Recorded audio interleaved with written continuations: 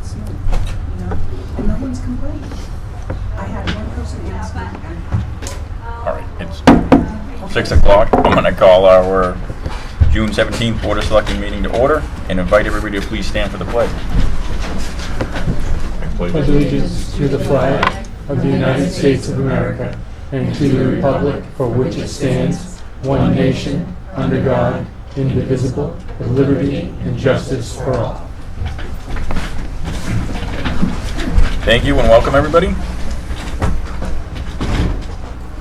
First, I just want to let everybody know that at the end of the meeting we have had a couple things have come up that we will be going in a non-public session under RSA 91A3, 2A and E. That'll be at the end of the meeting. So first up, public comment. Please state your name. Neil Flanagan, 38 St. James Avenue. The question I have is, I live on a lake. Right next to me I have a partial, which is common land for people with deed of rights to be able to enter and gain access to the lake. And the question I have is I have one neighbor that has been very abusive. I've had to call the police. He actually came down and says that my tiki bar is on his land, which I know his deed only says he has a right to pass and repass. I've come down to the town asking who can help me. And everyone in the town office says they have no control over any of that common land. Can you help me on who I deal with?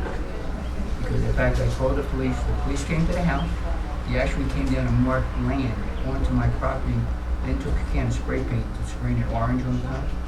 All the other spray went on my deck, right, which is damaging my personal property. My wife asked him, what can we do to settle this out? He goes, we can't, because you're an effing idiot, right? And, I mean, it's just abuse. But I pay a lot of taxes. I don't mind doing that. But to have someone almost wanting to force me out, or I don't know how stable he is, how far do I go? So I didn't know whether there's someone who can address. If the town's not responsible, who in the state can I use? Sir, you typically, those kinds of easements, when people have deeded access to a piece down to the water, that really becomes a civil matter between whatever parties are disputing the issue. And I think that's why people in town hall have told you that there's not really any jurisdiction that we have as a public organization over what's happening down there on an easement. So that's the tough part about it. It becomes something that you have to deal with, unfortunately, civilly. Because the next part I see is me having to get a restraining order because I don't know how stable it is. But even if they paint your deck and that's the civil matter? Well, I mean, that's, again, yes, as far as that's concerned, but I'm not sure how far, once you get past that, you've gone beyond my expertise. I'm not sure if... You told us the town told them to put the stakes 3.5 feet into our property line. And I said, well, let's go to the town and settle it. No, I can't imagine that would be the case. Okay. So. All right, thank you. Thank you.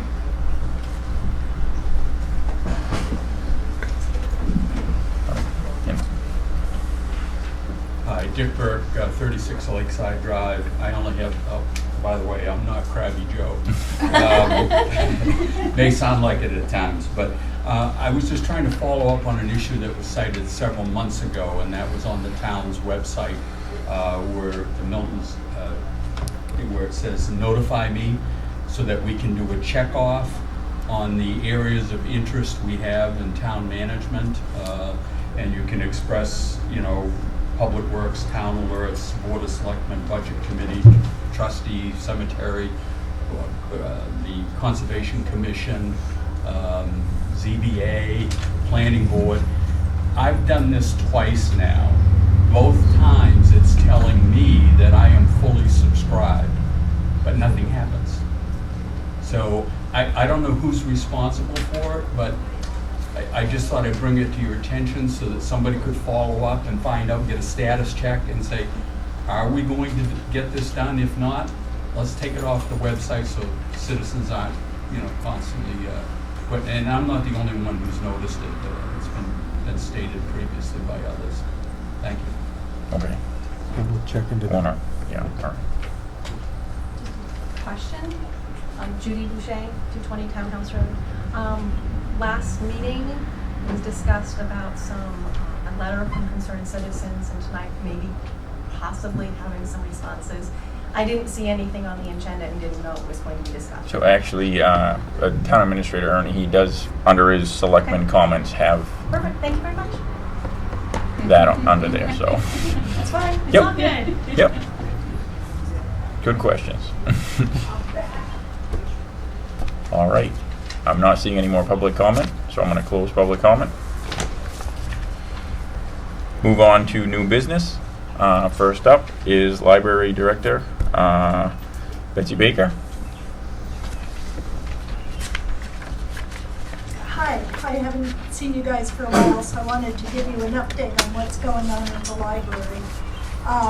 First of all, every child in Milton Elementary has written a story, and we have all of these stories at the library, and they're on display, so I hope you all get a chance to see those. Second of all, I know that I may have sent out information to you, but I wanted to let you know that Vidal Construction is on site, and they're currently reviewing the work that they need to do for the tower specifically. We're hoping this summer to complete the tower and the windows. All right. Very good. That's great. And then as a citizen, I wanted to invite you to the 4th of July parade, which will be in Milton Mills on the 4th at 10 o'clock. Thank you. All right. Thank you. Thank you for the update. Great news.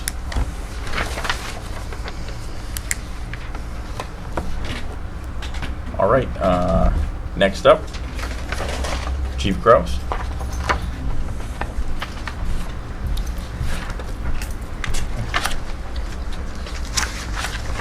Thank you.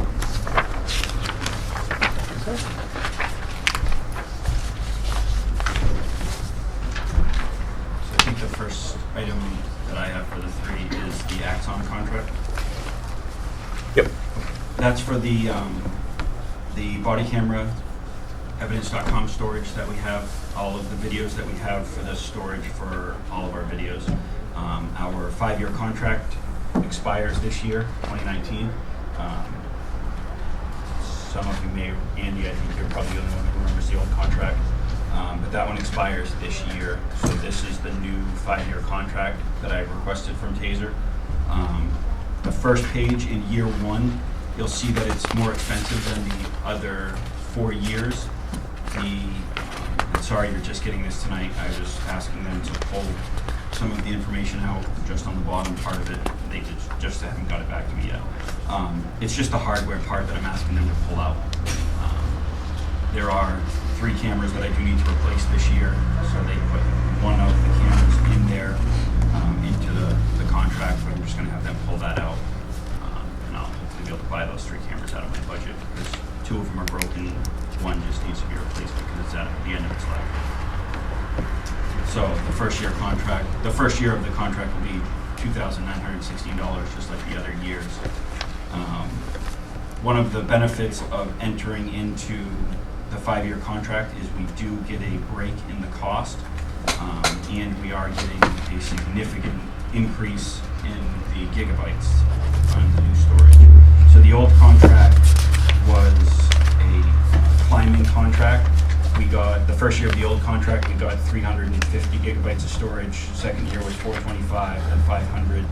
The last year, this year, we got 725 gigabytes of storage, and we paid $2,745. You'll see that we get 1,200 gigabytes of storage for each year of the 5-year contract, and we're paying $2,916 for each year of the contract.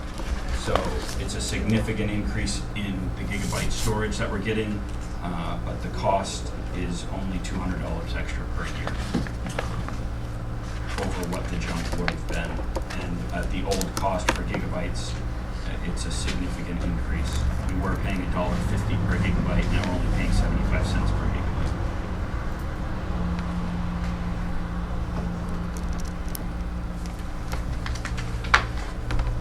So my request is that I can enter into this contract with them minus the, I believe it's $925 for the hardware. I'm on board. Board all set? Everybody? Okay. Oh, I'll make a motion It's $909. to approve the new Exxon evidence camera storage contract for the amount of $2,916 per year for 5 years. I'll second it. All in favor? Aye. Aye.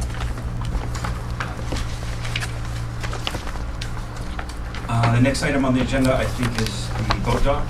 Yep. Okay, so what it was, I just wanted to inform the board so that when you start getting questions, I've already had a conversation with the town administrator about it. I know I've already had some residents ask me why the boat's not in the water this year. The reason why the boat's not in the water this year is last year the boat dock caused $2,500 worth of damage to the boat, with the boat being in the water for the whole summer. I'm not putting the boat back in the water on that dock with the condition that dock is in, because I'm not gonna try and find $2,500 more to fix the boat at the end of the season. I've spoken to the rec department. They don't have money to buy a new dock at this point because that money is set aside for the ramp. So unfortunately, the boat is not going to go back into the water until the dock is replaced. So we will be launching and taking back out with emergencies and with usage. So if residents question you as to why that is, that's why. We have had a couple of residents tell us that we can park it at their residence on their docks. My fear is parking it at a private dock and a private residence is the liability aspect of it. It is town-owned property, it is a town-owned boat. Should anything happen to the boat or to their dock while it's attached to it, the town is liable to it. You guys All have right. any questions on that? No, I mean, during the summer kickoff, I did look at the dock, and it is in rough shape. And, you know, it wouldn't hurt just to get an estimate on an aluminum dock down there.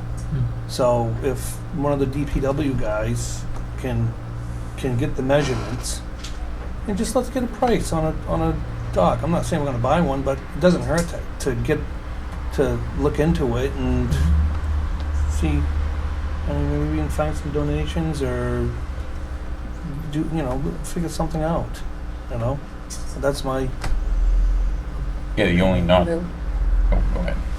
What about putting, I mean, I hadn't noticed any buoys or anything on the dock to like protect the boat from. Do you have anything? The problem is there anything the that can dock be put doesn't on go there? out far enough. Yep, So the dock's only about 10 feet. yep, And to put the dock in at 10 feet, to put our boat in Yeah. beside it, when they lower the water, it just pushes the boat right on the sand and it pushes the boat right up and down against the dock. so then really no matter what, that dock's just not satisfactory. That is dock that isn't correct? going to work. The dock needs to be It's about not- 10 feet longer. It's not necessarily just because it damaged the, The condition the dock is in Yes. is going to continue. But to it needs damage to be that. long- It right. needs to be 10 feet longer. gotcha. Okay. I mean, we have a dock company right in Milton. Let's just ask. Yeah, I also think maybe as a board, if we all agree that we could challenge the rec commission or ask the rec commission. I mean, they're supposed to be looking after the funds and then making recommendations to us or where that money goes. That's really the intention of the rec commission based off their bylaws or whatever you want to. Right, and that Call money I them, think so. is more going towards the boat launch for the general public and the taxpayers. And I understand, the safety issue and all of that as well. I'll talk to him. I'll bring it back to the rec commission and Yeah, because see. I mean, Right. not only, I mean, I would think it could be a 2 or 3 year plan where the money, Yep, I mean, a new boat ramp and a poor dock that isn't gonna, it's Right. not necessarily gonna really serve the residents well either, so. But But on the I other think that on the other They token, we should challenge them to look out more than just this year. right. Come up with a 2 or 3 year plan on, Mhm. or even Yep. if it's a 5 year plan. yeah. how do we get there? I mean, the beach only makes so much revenue, you know, and they can only do so much. And unfortunately, I mean, if you have a bad boat ramp and a good boat dock, I mean, vice versa, I mean, unfortunately, what do you want to do first, or what do they want to do Right. first? So, In order to get the boat in the water, you have to have a, And I understand all that. I'm just letting you Right. know, because I know residents were extremely happy that the boat was in the water the whole year last year. It was a quick response for us. It, especially with us being down an officer still, it allows us the ability to just respond direct to the water, get in the boat, and go where we need to go. It's just a little bit, it slows us down significantly now with it not being in the water. I understand that. We go back to the old process where we've done it for all the time that I've been here as a police officer in this town. So we just go back to the old system. I'm just giving you guys the heads up so that when residents start calling you and wanting to know why the boat's not in the water, you know the answer. appreciate it. thanks, Chief. All right, next up, vehicle purchase. So it's not vehicle purchase. You've already approved the purchase of replacement of Cruiser 2. This was, you told me to get to look at what Ford would give us for the truck. Ford has advised me that they're going to give us between $8,000 and $10,000 for trade-in value of the truck. I've sent them pictures. The expectation is about $8,500 for trade-in value of the pickup truck. So the question to the board is, it's the town-owned vehicle, it's not a police department vehicle. What does the board want to do? Do you want to trade the vehicle in and get the $8,500 or $8,000 to $8,500 for the trade-in, or do you want to sell it at private auction like we did the other three cruisers? I would say trade it. Probably not going to get that on a auction. private auction. Yeah, just, you know what the Blue Book value is on it? Just curious. I don't know off the top of my head what the Blue Book value is. But with the police cruisers that we just got rid of, I think we got $2,100 for top, and those were 5 or 6 year old vehicles, whereas this is 2012. I would say congratulations to Ford. Because I looked at it down at the town, it's starting to rust up pretty good. It's got some corner issues on the body and stuff like that. Yeah, so me personally, I'd take the $8,000 and run. Yeah, I'm good with that. So I just need a motion from the board to trade it in. I'll make a instead of selling motion it. to go ahead and trade in Unit 2, The 2012 Ford the F-150. 2012 Ford F-150. 150. For the sum of $8,500, is that correct? Is that what I don't know they're- it's exactly $8,500. Okay. They're For approximate- reviewing the pictures, but they said between 8 and 10, and I'm expecting it to be between 8 and 5 after they got the pictures. So Oh. it is a police cruiser. So Yeah, I mean, Did I need All to right, so add we more got a motion. detail to that? I'll second it. all right, All in favor? aye. Aye. thank you. Mr. Chair, Chief, do you want to update them on the phone system? Is that all right, Mr. Chair? The issues you were having, you're not ready to? No, that's fine. discuss that? So, not last week, actually, yeah, the week before last week, our phone system at the police department, one of the computer boards crashed and is pretty much not replaceable. We had someone come in and look at it. They can give us a used board. The board is $350 just for the board, and then with labor and everything and setup, it's going to be about $750. There's no guarantee that the board will last us a day or last us 3 weeks or last us 3 years. The problem is this phone system was put in the same year I started working for the town. So that tells you how old the system is. I'm going to start getting quotes to replace the phone system. The phone system is having many other issues other than just the answering service board that finally died. Right now, we just have an old school answering machine at the police department. We have about 45 minutes of answering service at the PD. So we're asking everyone, if you don't need to leave a voicemail, to call dispatch, and dispatch will get it to an officer to take care of whatever the incident is. If you need to leave a message for the day shift officer, or an officer is not on duty, call dispatch still and they'll deal with it. But we're going to need to replace the phone system because it is failing. There are multiple other parts of the phone system that are failing, but it's almost 20 years old. So, and it's moved from 2 different buildings. So the expectation is that it's probably going to fail sooner than later. You're just full of good All news. Unfortunately, that's what happens when we put Band-Aids on. Keep putting Band-Aids on stuff and moving it as with a Band-Aid and keep moving it. But thankfully we have the CIP, so hopefully we can move, hopefully that's something that we can look into the technology portion of the Milton technology line of the CIP, and that's where we can find some of that money for the phone system or for computer systems or things like that. That's also one of the items that I'm presenting tomorrow night to the planning board for my CIP that I added into the CIP, but not for this year, for 3 years down the road. But unfortunately, 3 years down the road came now because it's a computer and computers do what they do. So, Thanks for the update. no problem. All right, thank you.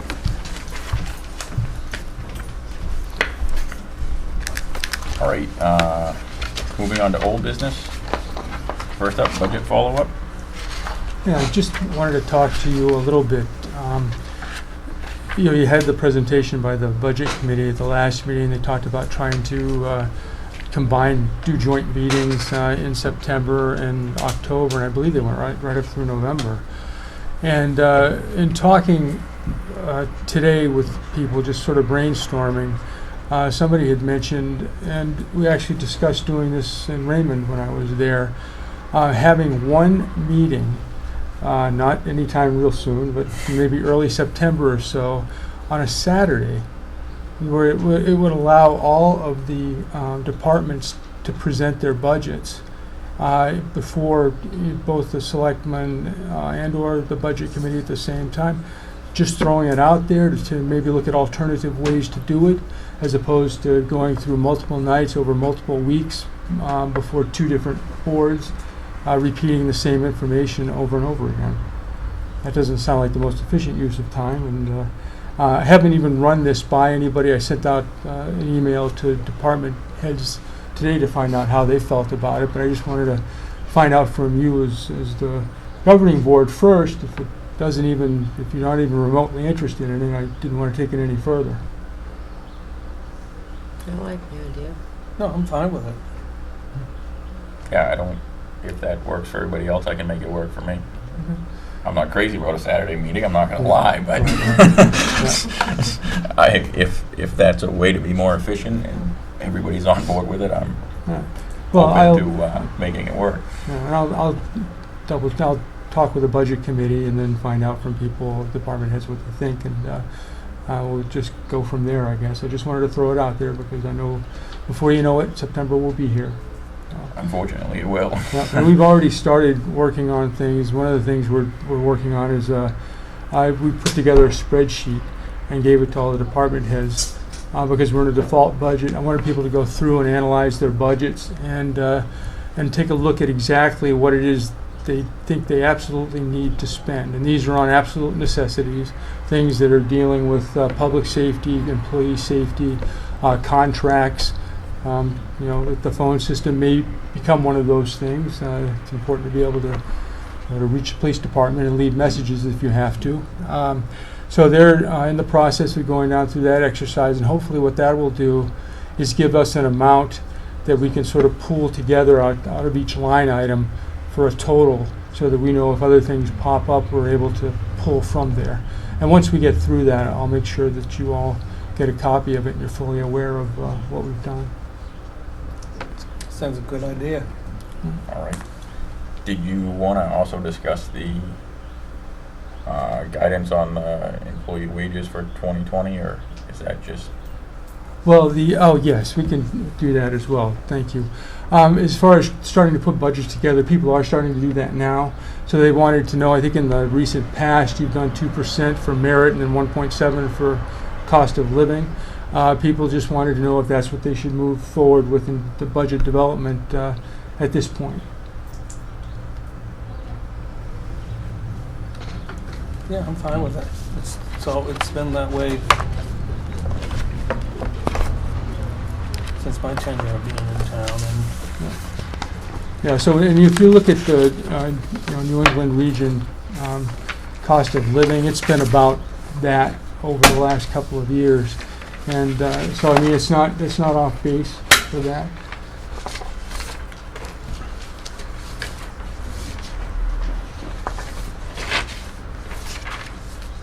I'm all right with it. I don't know. Aaron, do you have? That's, I mean, you're just pulling it together to look at, so. Right. Right, this by no means is a Right. final budget, but Right. it'll just give people guidance on what to use. Yep. All right. All right. And then do we want to move on to the next question about the budget, about the school resource officer? Right. Yeah, I wish Chief Kraus was still here again. I He think. is. Oh, he is. Oh, very good. Would you like to address that, Chief? School resource officer was in my budget last year. Just asking whether or not the board wants me to put it back in the budget this year or leave it out of the budget and just wait until the federal government is done suing itself and apply for the grant.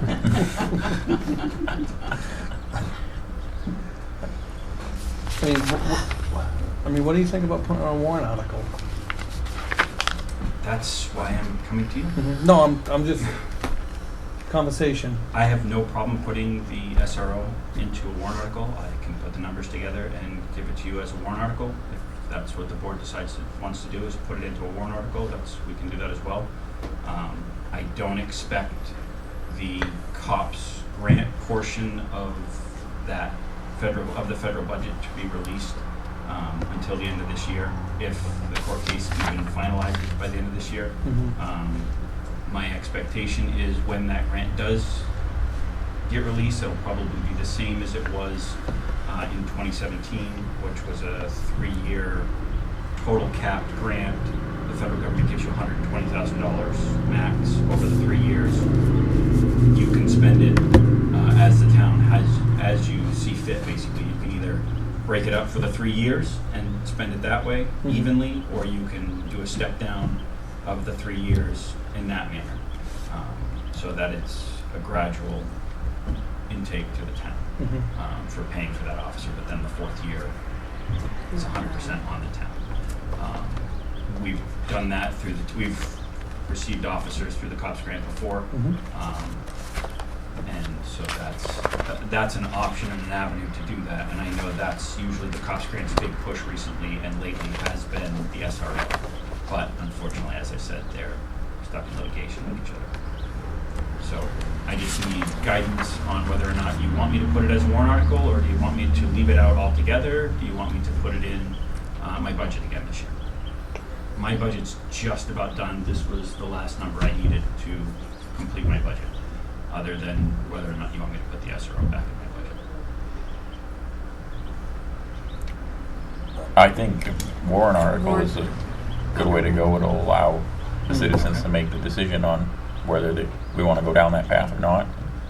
Okay. And leave So your would you budget. like me to do the warrant article for 6 months or for 8 months?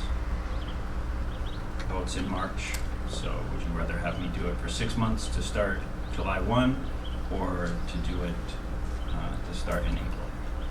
Do you have a recommendation or preference?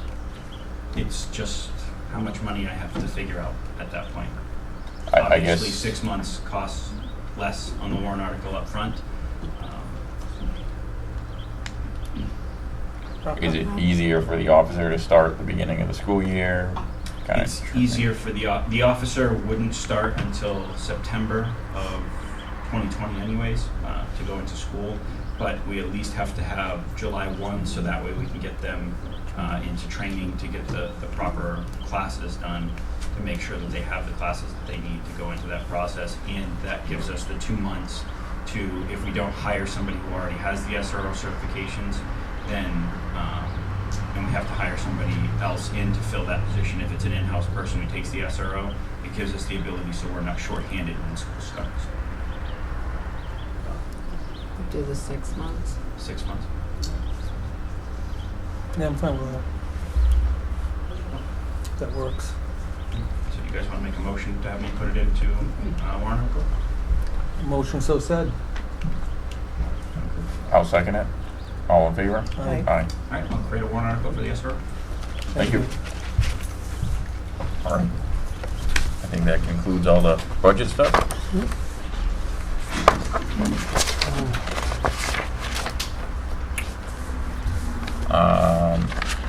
Status of 565 White Mountain Highway. Right, okay. So, I found out, I was looking at that because it's been a concern. It's a dangerous building, and, I was looking at the costs, some of the estimates that you've gotten for tearing it down, and actually had an update to the one that you had originally decided on, just because apparently they had a chance to go through the building after the bids were there, and there's a lot of material in there. So they did change their bid amount to reflect that. But it doesn't matter at this point because the quiet title process that has had to go to because it was in probate, that had not been petitioned yet. And I had asked Laura from Mitchell Municipal Group to do that about a week and a half ago. So when I asked her later last week what kind of time frame we're looking at, I didn't get the email until I left, after I left on Friday, and it's a 90-day plus possible publication of the notice of it. So it could be 3 months or more before anything can even happen with that building. So, and I know you've discussed it in the past, and you had tabled it and everything, but I just wanted to let you know what the status of it is at this point, and basically it's in abeyance for probably 90 days or so until the court can get through the quiet title action. So there's no action to be taken or anything at this point, just a status update. All right, thanks.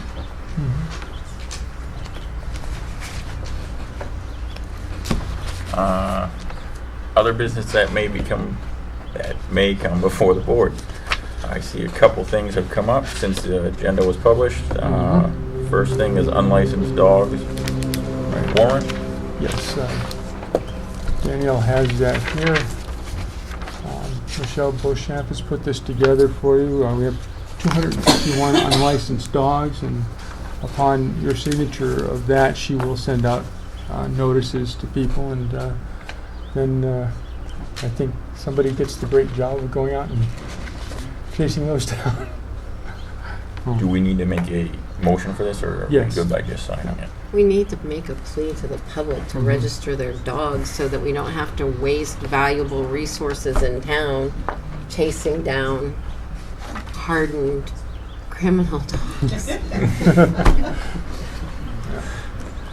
I mean, Yeah. it's what, $6 to register your dog, roughly? $10, less than $10. I'm making that plea. Please register your dogs. All right, so Being a motion I'll to make approve the a motion warrant. to approve and accept the warrant for the unlicensed dogs. I'll second it. All in favor? Aye. Aye. I have a hard time. I do. I think it's. State law. I know, Yeah. but We don't I have a just choice. think it's such a waste. I'm Please. sorry. Yeah. Thank you.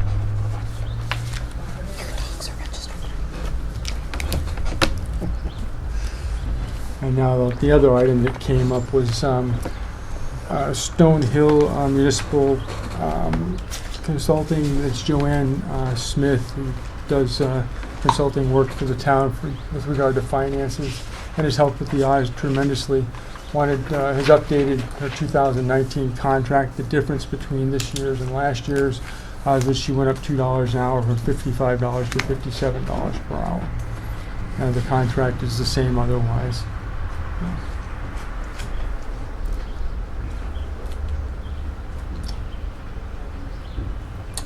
Yeah, I mean, Any discussion from the board?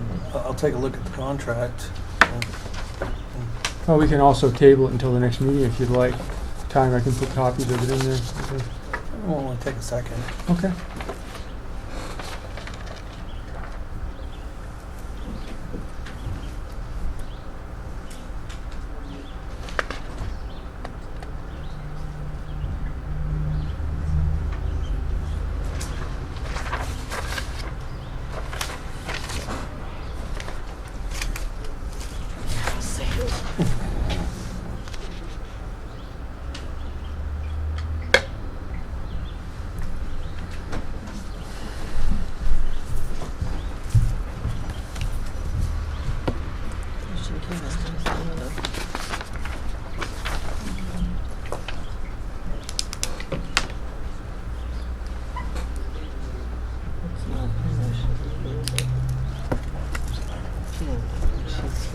No, she's a huge Yeah. asset.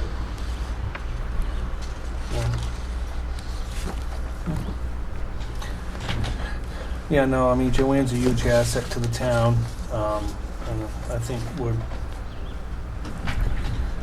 Lucky to have her. yeah, thank you. So I'm fine with it. All right. I'll make a motion to accept the Stonehill Municipal Solutions 2019 contract. I'll second it. All in favor? Aye.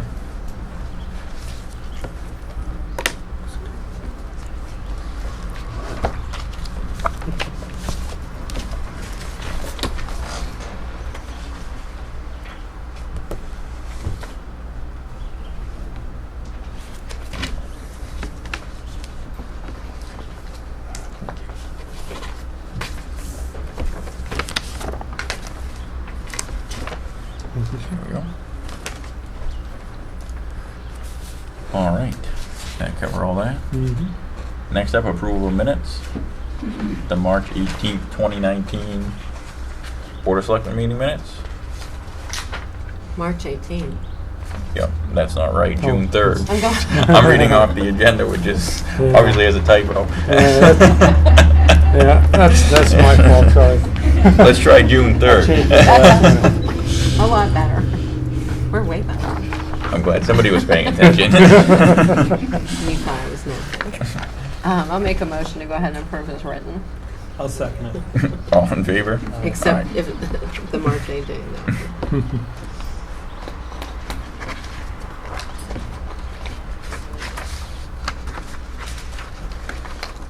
Yeah, it was right on the published agenda. I modified what I was reading off from. Yeah, that's amazing. That's not right there.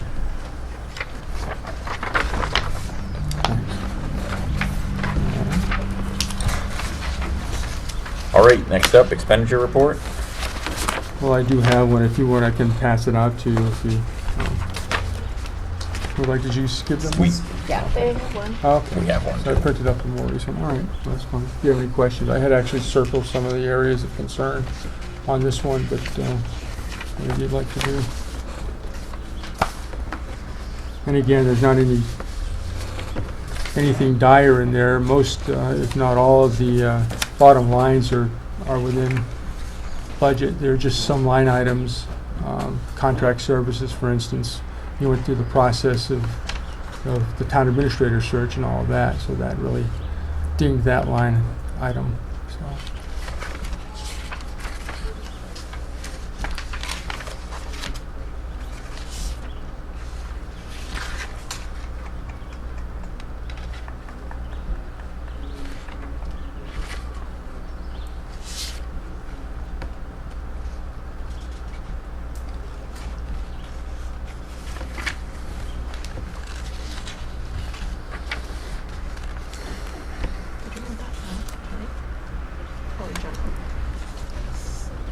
Ernie, some of these that are like obvious mistakes, like under government buildings, Mhm. the part-time, that's obviously it was put in the wrong line, is that correct? I believe so. I have to Okay. look into some of those. Okay. I know there were some journal entries that were just made last week when Joanne was here to correct some of those things.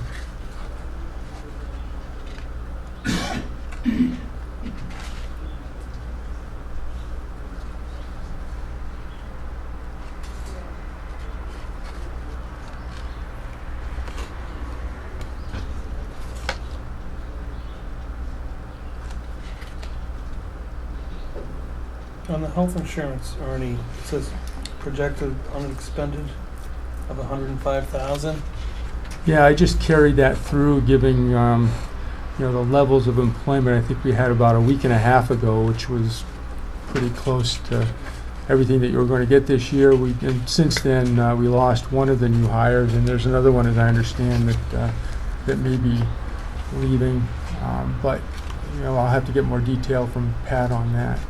But yeah, I just took out, carried that number through, and depending on the level of employment we have to the end, we've had a lot of time this year so far where you haven't been at full employment. So that particular line item has not been fully expended as it was budgeted. Okay.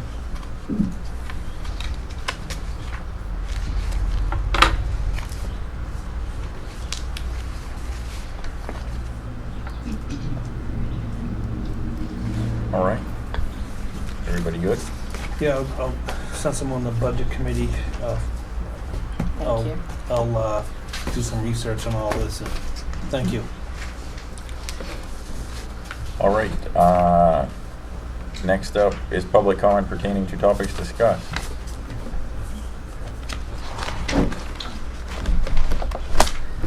Linda McDougal. This is pertaining to the 565 building down there. Since it's going to be about 3 months or so, is there any chance we can get a fence put around it, since it's during the summer? Kids are out, we have a lot of vacationers, things like that. Yeah, I'll have to get some prices on that and bring it forward to you. And understand that was a substantial cost. In the meantime, Brian had gone out and put some tape around it, but I know that doesn't keep kids out. So with the board's permission, I can get your pricing to get that done.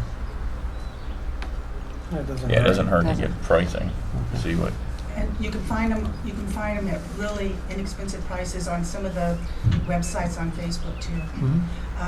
And then my second one is about the dock for the policeman's boat and everything. I see docks for sale all the time, and the link that you guys want, and made out of aluminum, and they're like a couple years old, and they're about a half, if not more, of the cost that you would pay for brand new. So that's a consideration you guys might want to look at too. okay, Thanks. thank you. for that. I was wondering if you could help me out.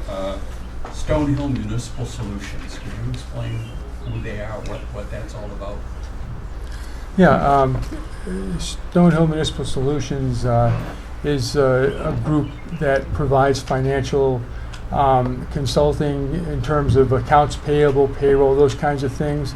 And the town, the person who started that had been with the town for I don't know how many years prior to actually starting that, but they provided a great resource for the town over the years, on a contract basis, as opposed to having to have someone in here on a full-time basis doing some of that. She's helped a lot with getting through the audit on some of the financial questions that go beyond the expertise of anybody that has been here. So that's who they are and why they're with the town at this point, unless anybody wants to add something, because you've been here a lot longer than I have. No, I mean, he pretty summed it up. I mean, she's a huge asset to the town, and I personally wouldn't know what to do without her, so. I'm not familiar with it, and I don't know how many other people were out there. It was just a name only for me, so now I understand.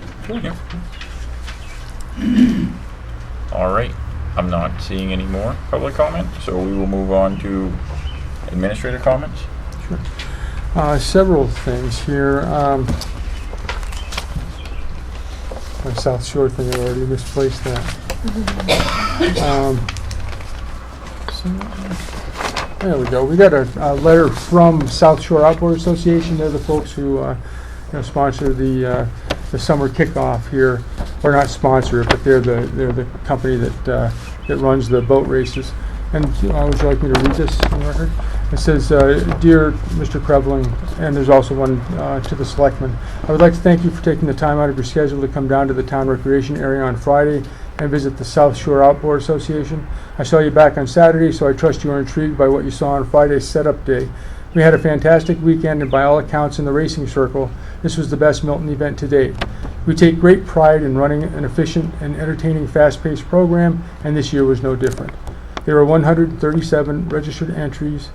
There are 130, yes, registered entries for the two-day event, with drivers and families traveling from all of the New England states, New York, New Jersey, and the Canadian provinces of Ontario and New Brunswick. The families truly enjoyed the Milton Three Ponds setting and the warm welcome received by the spectators and local businesses. We would like to make a special thank you to Recreation Director Karen Brown for the fantastic job she did in coordinating our program with the other group activities involved with the summer kickoff. Once again, thank you for being supportive of this event, and I know I can speak on behalf of our entire membership that we would welcome the opportunity to bring our show back again next year. Sincerely, Steve Norrie, Race Director, South Shore Outboard Association." That's great. So the second item, just an update on 174 Ford Farm Road and the abutting town-owned property. This was the one that Kathy had brought forward to you with Mr. Flanagan. We are still working on that, trying to come up with fair pricing, as it appears the entire structure is on the abutting piece of land. So we will be coming back to you with a recommendation. I just want to let you know we're still working on it. Tax map 37, lot 64, Ford Farm Road property. This was the purchase request from the Monahans. You had made that decision last week. I reached out by phone and by text, and I think Danielle called as well. And we also sent them a certified return receipt just to make sure that we had covered all the bases. We have not gotten any response yet on that. So that may be coming back to you again at some point. The law firm interview updates.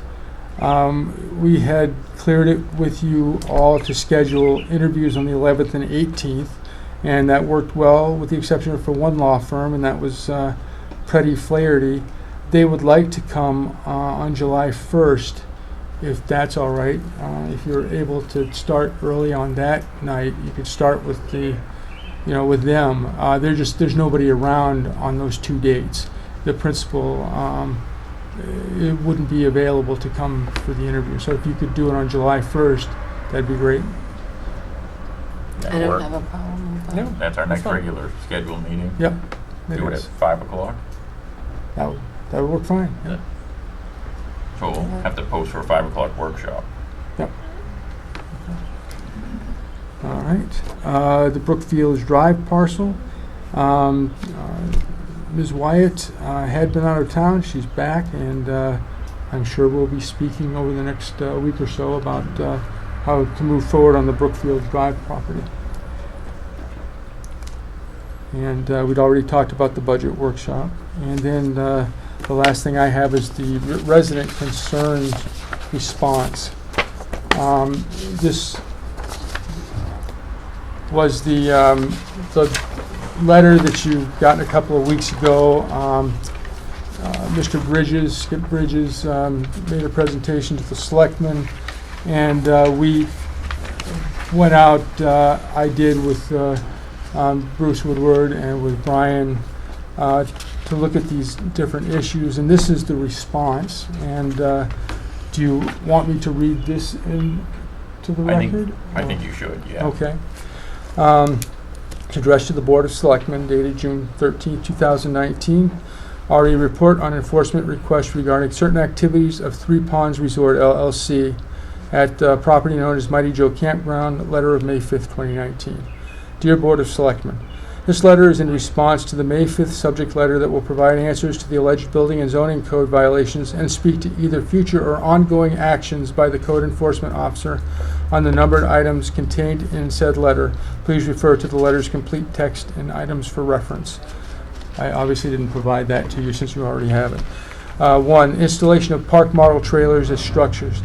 These trailers are RVs by definition if they have axles and wheels, are under 400 square feet in area, are not permanently attached to utilities, are not intended for year-round domicile, and are not permanently affixed to the ground.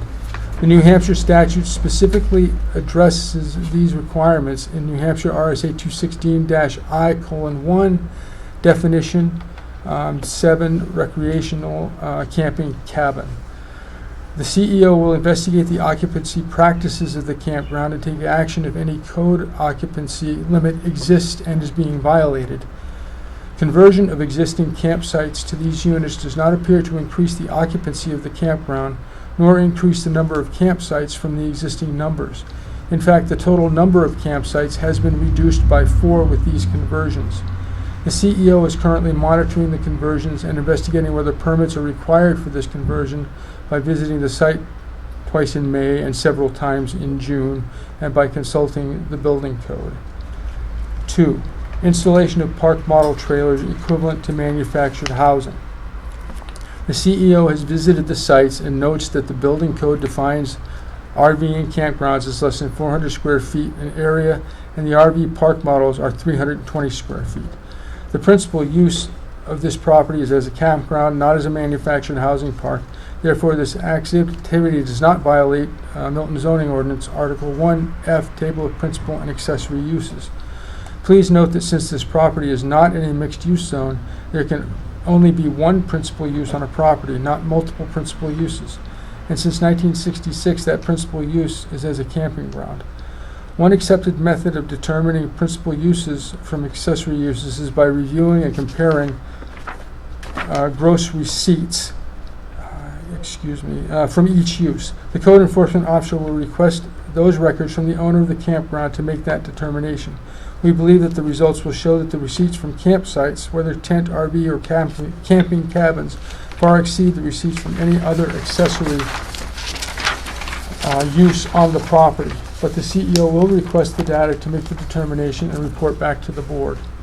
3, renting and installing recreation equipment. The hot tubs being rented out are not permanent in nature and have no plumbing or electrical work required for operation. They must be plugged into a 110-volt receptacle, and when the rental period ends, they are removed. Hot tubs and golf carts are being used in campgrounds across the state and country, and as such, they are customary and incidental accessory uses to the principal use of a campground. See number 2 above. The CEO has visited the site and spoken with the managers about proper disposal of hot tub water. The managers are draining and storing the water in a storage tank and following NHDES regulations regarding final disposal. The CEO will gather more information from NHDES on this issue and disseminate it separately from this letter. 4, providing hotel services. The principal use of the property is as a campground, not a hotel. Therefore, there is no violation of the zoning ordinance. Number 5, providing food and drink services. The principal use of the property is as a campground, not a restaurant or lounge, and said services are for campers only, not the general public.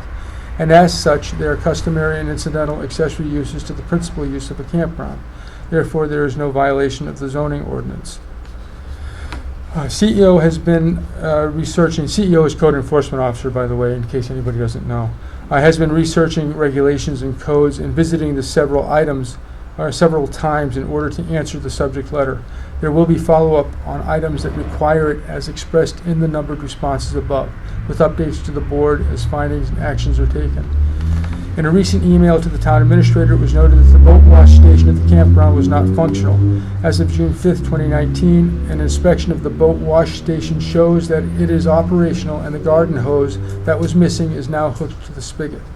The wash station is over 100 yards from the lake with no chance of runoff to the lake. A sign is posted requiring mandatory boat wash before entering and after exiting the gated campground. A June 13, 2019 photo of the sign and hose is appended to this report letter on page 4. It should be noted that these wash stations are not mandatory in the state of New Hampshire and are only advisory. In a recent discussion with the Board of Selectmen, the question arose on how one would determine the actual boundary of the existing campground to ensure that the campground was not being expanded and who would make that determination. The answer is that the assessor's office has a filed plan that delineates the boundary between the existing developed campground and the larger areas of the parcel that are in current use. This type of delineation is done routinely to ensure proper assessment of the property.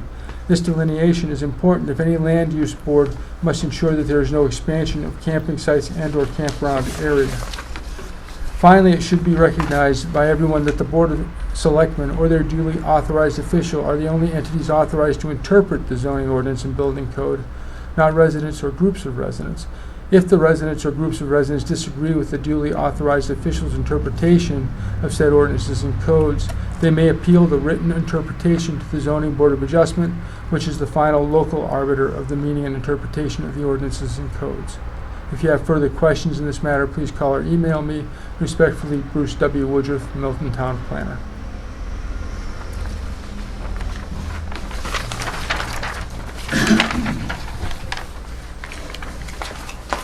So, All right, any discussion or comments from the board? I think he's answered the questions, and I think Brian is going to stay on top from the sounds of it, so.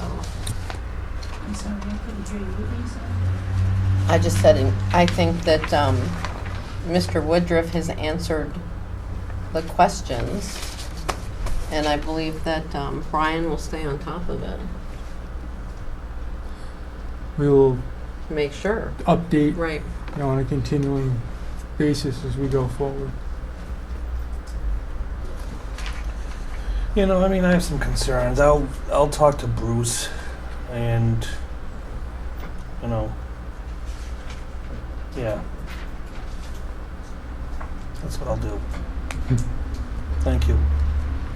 All right, the only thing I guess I just want to recognize is, I think when we were presented the concerns and the complaints, there was maybe some, I'm not sure if it was intentional or what, but at times it sounded like the concern was that we had people in town hall doing things that they weren't supposed to and doing things not legally.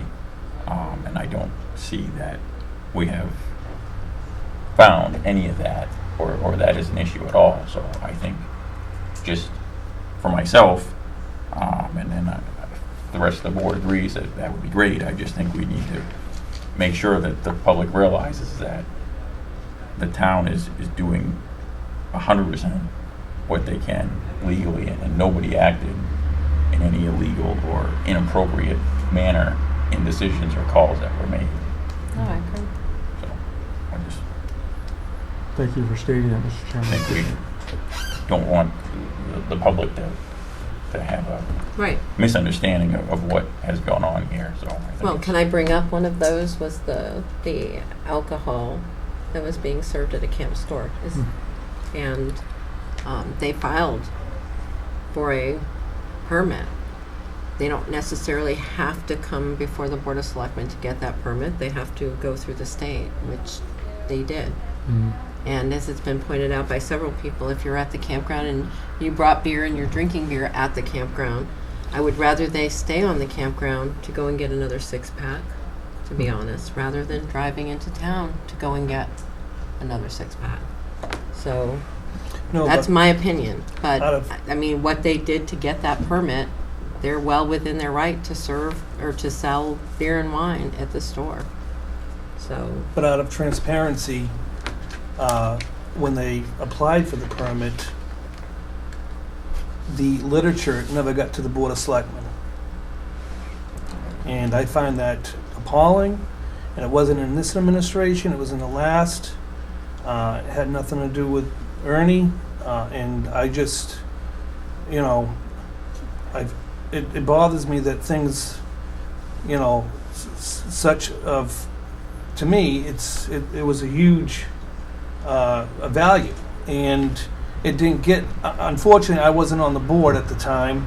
It was the past board, but still, though, little things like that need, and they it's not happening today, but that letter should have gotten to the Board of Selectmen, and it didn't. And right, which it didn't come before the Board of Selectmen. It's Right. not. It doesn't matter who was on the board at the time. we never We never saw the letter. right. I just wanted to make that perfectly clear because that could be misconstrued that this board, which 2 of us are still presently on, could have just not paid attention to this. And that's not what happened. No, that's not We what never happened. saw You- the letter. Yeah, that's what I stated. The letter never got to the Board of Selectmen. That's what I stated, and I found it appalling. But it's no one here. It's no one's fault. I just want to make it clear. That's all. So That's all I have. All right. So next up is selectmen comment. I will just say one thing about the ferry house, because and then you can do the rest. I just was down there to give the dedication for the ferry house down at the town beach. I know Erin's on the rec commission, so I won't take all the wind out of her sail because she does work hard on the rec commission. But I will just say that I did give the dedication because unfortunately Aaron was out of town and couldn't do it for unfortunately other reasons. I just want to say if anybody hasn't seen the Ferry House, go down and check it out because it is a phenomenal statue. And I think it's going to be a huge asset to the town beach. And I want to thank, in memory of the Lockharts, because that's where the money was raised from. And I think it was a great, it's going to be a great asset for down there. And I just wanted, in closing, Sentimental Resales is having their blue ribbon cutting this weekend, Saturday at 9 o'clock downtown. They moved from Route 75, so I'll be down there to do the ribbon cutting for them. And if anybody wants to come down and see Nancy Wing and her new business and the 40 vendors she has in there, it's really nice inside there. It smells so good. You just want to go in there and eat the candles. They smell so darn good. But if you want to come down and cheer us all on, that's community support. Support your local businesses. It's what makes Milton thrive and prosper, and that's what we need. So, anyways, we'll be down there Saturday morning at 9 if anybody's interested for Nancy Wayne. And thank you for stepping in for me Sunday because I couldn't be there, but I was there Saturday for the kickoff, and we had a pretty good turnout for the boat, excellent turnout for the boat races, and an excellent turnout for the summer kickoff. Karen did an excellent job. Ernie came out and took some great pictures. We had Bruce the Moose from the Sanford Mainers. Chief Krause's guys tried getting him in the back of the SWAT unit, but his big head wouldn't fit in there. So the assistant chief had his picture taken with Bruce, and we all had a very good time. It was beautiful weather. Couldn't have asked for a finer day for it. And Andy's exactly right. That Ferry House is a huge asset to the beach. What they did with that tree stump, and that is really phenomenal. If you haven't had a chance to go and check it out, you should. It is beautiful. And that's it for me. All right. Planning board meeting tomorrow night. Continuing our talk about CIP. Our next Board of Selectmen meeting is July 1st. That's all I got. So, Motion to adjourn? well, we Or have go into non-public? two non-publics that have come up that we need to forgot. address. So I will make a motion go into non-public under RSA 91A32A. Second it. All in favor? And you just hand off the keys. Thank you for everyone coming tonight. I think are you doing anything Saturday night? I think I might have a meeting Saturday.